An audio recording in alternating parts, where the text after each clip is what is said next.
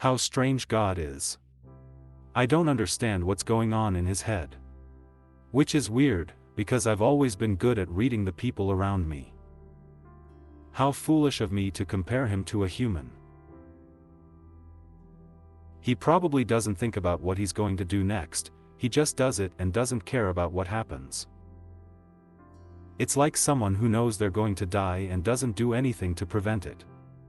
I would think that being omnipotent, omniscient, and omnipresent, he would at least make an attempt to change things. Perhaps he cannot do something, maybe fate is above him, or maybe he simply does not want to. In which case, God is lazy. After flipping him the middle finger, I was somewhat nervous.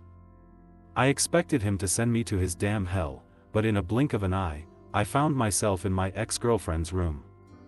It wasn't me anymore, but some kind of fairy. A little angel or a little devil. One of those that stand on your shoulder and tell you things you want, or that you already know. Moreover, it's intangible to everyone, and invisible to everyone except her. Karen woke up and saw me, she screamed like crazy, and that's when I realized that these feelings weren't mine. What I felt was what she felt. However, I could still think. Perhaps that was what gave us the forbidden fruit. This green-eyed girl came from a very religious family, but unlike her 7 other sisters, she liked to experiment outside of her comfort zone. How can I put it in a better way? She was tempted by things beyond her shoebox. When we went out, that was what I liked the most about her, her curiosity, her mischievousness, her lovely innocence. With the passing of time, I forgot who I was. I stopped being irreligious and allowed myself to be wrapped in the protective cloak, to be told stories of faith, to be dusted with powders of hope, and to have my eyes covered with a transparent bandage called purpose. In short, all those warm, magical, and false things that God or we give ourselves to keep us calm, satisfied and ignorant. But one day, as I looked at myself in a broken mirror and with Karen crying on the floor because she had been raped by a macho and violent guy from the church, I organized my thoughts. The idea was clear, the heart was the engine, the soul was the means, and my will was the only truth that mattered. That afternoon, I left that bathroom and flew towards the sky. All I wanted was to kill God, take his place, and reign.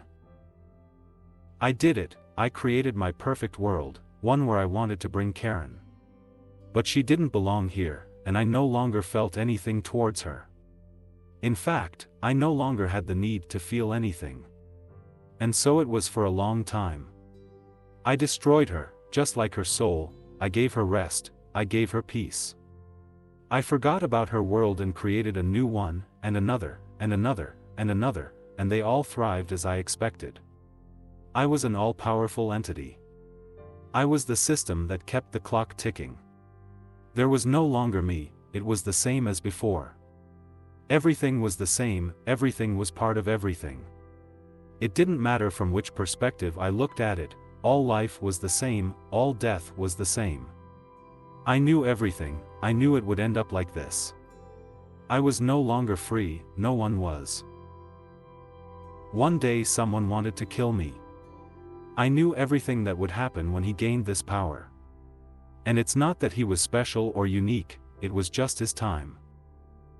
In my last moments, I laughed. Being a god is an endless cycle where you can do everything, yet you do nothing. I didn't disappear, I just covered my eyes to stop seeing the void. Now I must be a child playing with his toys, which is quite ironic.